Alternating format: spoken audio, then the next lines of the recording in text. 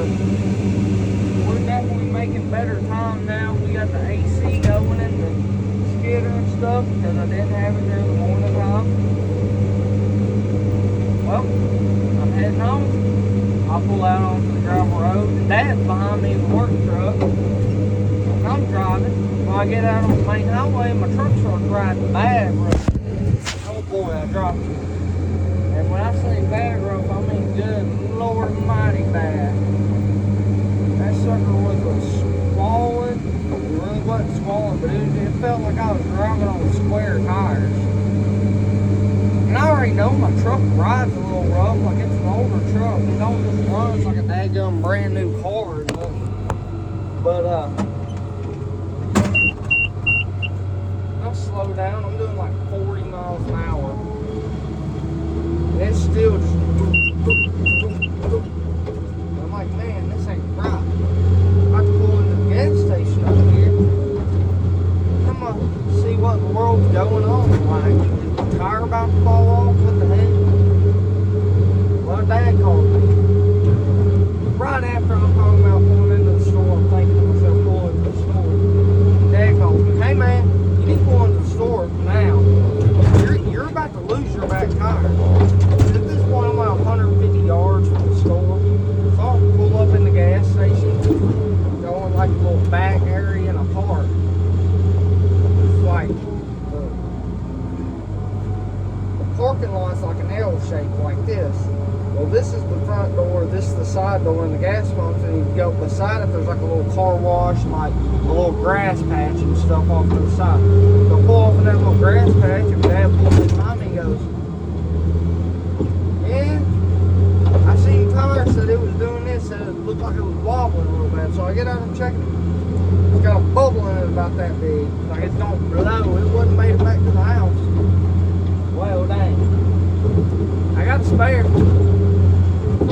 I don't have the tool to change the tire because I got a little special lug socket for my lug nuts because whenever I bought the truck, the person who had it before me put these like splice nut deals on there. I don't know. It's kind of like a locking lug nut, but it ain't. You got a special little like socket top deal to get it off. And I've got one of them too. But it's not with me. It's in Andrew's Jeep. And Andrew's Jeep is at the shop that the place he works at. And here's the problem with that.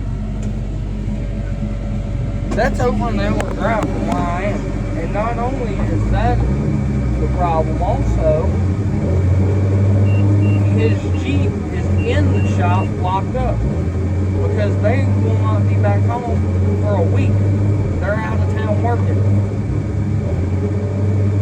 So he's got his Jeep inside the shop, inside the yard or whatever it is, you know, of the place he works at, locked. Gates locked, you know, garage is locked, obviously. It's a workplace, they don't want their stuff unlocked. Well, how am I supposed to put the spare tire on there without this? You may ask. I don't. I lock all my doors and I leave the truck sitting there, get in the truck with Dad and have him drop me off at the house. Well, my cousin, luckily, has a set of these tools that I need. It's great. It's perfect. Hallelujah. And whatever else. He's got them. Well, there's the problem with running my spare. Can't run my spare for very much because my spare tires are 16 inch and the tires I got on my truck are 20s. I got 20 inch rims and 33s, and then I got a 16 inch rim with the daggum, you know, like an all-terrain tire on it. So if I run that, well, I'm gonna blow my bearing out because of how it's gonna be sitting. Well, that blows.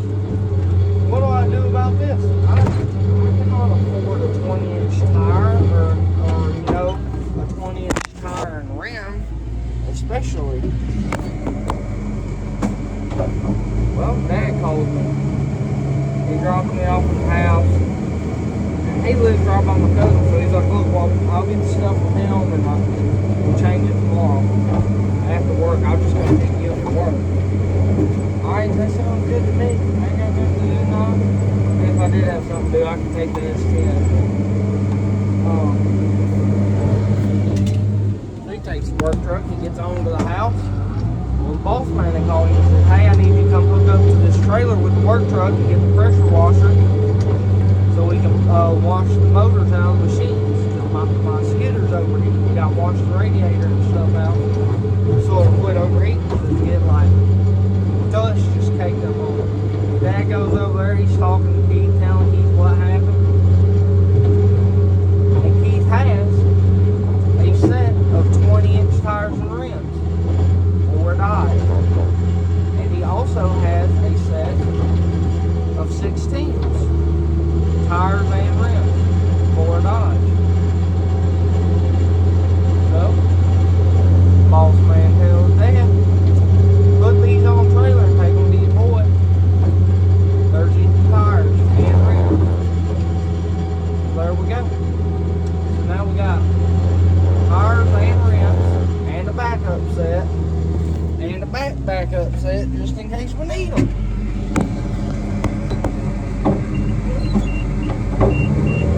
Thank God for that. So this afternoon we gotta fix my truck up.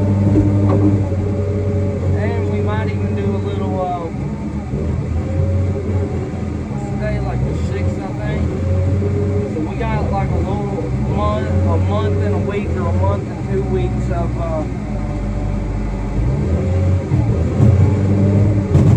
before bow season. So if I can afford to get some this afternoon, I'm gonna go get some deer corn, and we might have a video of us just setting up the camera and stuff and whatnot. It's like I was telling y'all yesterday, I've got some nice little bucks on camera last time I put out corn about a month ago, but I haven't been back to put out no more corn, so that's I gotta get into consistently feeding them now.